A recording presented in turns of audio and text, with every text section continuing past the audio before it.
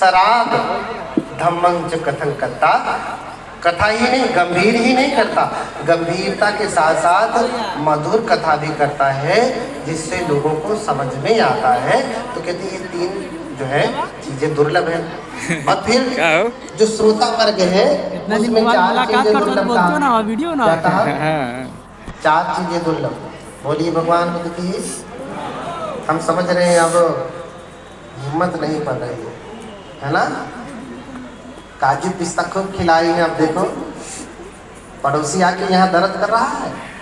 कौन कौन दर्द कर रहा है? आपका ये दुश्मनवा। इतना काजू पिस्ता बादाम खिलाया, बढ़िया बढ़िया 56 भोग खिलाया। अब देखो 4 घंटा बैठना हुआ तो बैठ नहीं रहा। कहो ना बैठे। हाँ, इसीलिए भगवान बुद्ध कहते हैं कि कुछ भी हमारा नहीं है। अताही हमारा शरीर ही हमारा नहीं है। चार चीजें दुर्लभ है। बस 5 मिनट और इसको सुन करके सुना करके मैं अपनी वाणी को रोकूंगा। सुनने वाला क्या हो? श्रोता। क्या हो? श्रोता, क्षंता, हंता, गंता। भगवान ने घोड़े की उपमा देकर के समझाया कि घोड़ा कैसा होता है? सुनने वाला होता है, यानी मालिक जो कह रहा है उसके इशारों को, है ना, वो समझता है तो अच्छा घोड़ा है। इतना ही नहीं, क्षमता, एक आध कोड़ा मार देने के बाद भी वो छटक करके रथ पलट नहीं देता। क्षमता है, सहन शक्ति रखता है। और इतना ही नहीं, हंता, अपने शत्रुओं के ऊपर टूट पड़ता है। क्या है? युद्ध में जब शत्रु राजा किससे लड़ाई करते हैं? या तो हाथी से या फिर घोड़े से।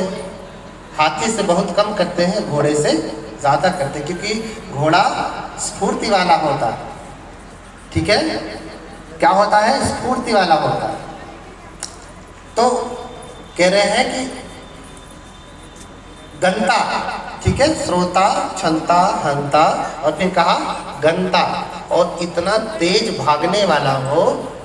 जानते हैं घोड़े अजानिया च सिंधवा कहा भगवान ने। सिंधव घोड़े, साइंधव घोड़े बड़े ही अच्छे होते हैं।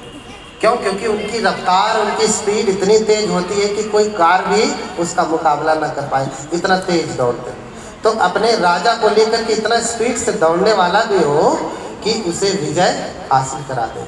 इसी प्रकार से 4 प्रकार के लोग भी होते हैं।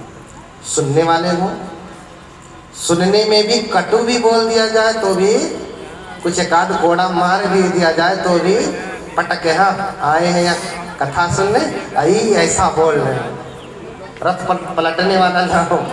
ठीक है, हंता, ठीक है। इतना ही नहीं, धर्म सुनने के बाद अपने विरोधियों तक को पर, अरे तुम क्या बात करते हो, आओ सुनो, भगवान बुद्ध का धर्म ऐसा है। उनसे तक भी जो है लड़ने की क्षमता रखने वाला विद्वान हो, है ना। और गंता, इतना तेज जो है धर्म के क्षेत्र में सुन करके, पढ़ करके, धारण करके इतना तेज आगे बढ़ने वाला हो कि उसका कोई मुकाबला करने वाला ना हो। ये 4 प्रकार के गुण अगर हैं उपासक में तो उसका कभी कोई हाथ नहीं पकड़ सकता। ठीक है, अन्यथा कथा तो बहुत चलती है, कथा बहुत चलती है। भगवान कहते हैं कि 3 प्रकार के लोग होते हैं, 3 प्रकार के लोग होते हैं। हाँ, अब कुब्ज प्रज्ञ, उत्थु प्रज्ञ और उत्संग प्रज्ञ। ठीक है, एक व्यक्ति ऐसे धर्म सुनने के लिए बैठता है जैसे उल्टा मटका रख दिया जाए, लोटा उल्टा करके रख दिया जाए, कितना भी पानी डाले उस लोटे में जाने वाला नहीं है। उसे कहा ये उत्संग प्रज्ञ वाला व्यक्ति। 4 घंटा 10 घंटा जीवन भर बैठा रहे, लेकिन कैसे बैठा है? उल्टा दिमाग करके बैठा। हाँ, जो बता रहे हम तो सब जानते हैं, हमारे दादा परदादा के समय से हम बुद्ध को जानते हैं, है ना। ऐसा मानने वाला ना उसके दिमाग में, उसके दिमाग में कुछ जाएगा नहीं, उल्टा करके बैठा पहले, है ना। दूसरा कैसा है? ऐसा है व्यक्ति कि जैसे कोई बैठा हो, अंग पालथी मार करके, और गोद में उसके रख दिया जाए कुछ अमरूद, सेब, अनार, है ना, ये सारे प्रकार के फल गोद में रख दिया जाए, बिना प्लास्टिक के, बिना कैरी बैग के ऐसे गोद में रख दिया जाए, और जब खड़ा होगा आदमी तो भर से सब गिर जाएगा ना। तो कुछ लोग ऐसे होते हैं, जब तक बैठे हैं खूब सुनेंगे, बड़ा अच्छा लग रहा है, लेकिन उठे तो भर से यहीं रह जाएगा, घर जाएंगे जैसे थे वैसे ही रह जाएंगे, कोई बदलाव होता नहीं है, भर से सब यहीं छींट बोए के चल जाए। बोलिए भगवान बुद्ध की। हाँ, तीसरे प्रकार का व्यक्ति भगवान ने कहा उत्संग प्रज्ञ, बहुत श्रेष्ठ व्यक्ति होता है।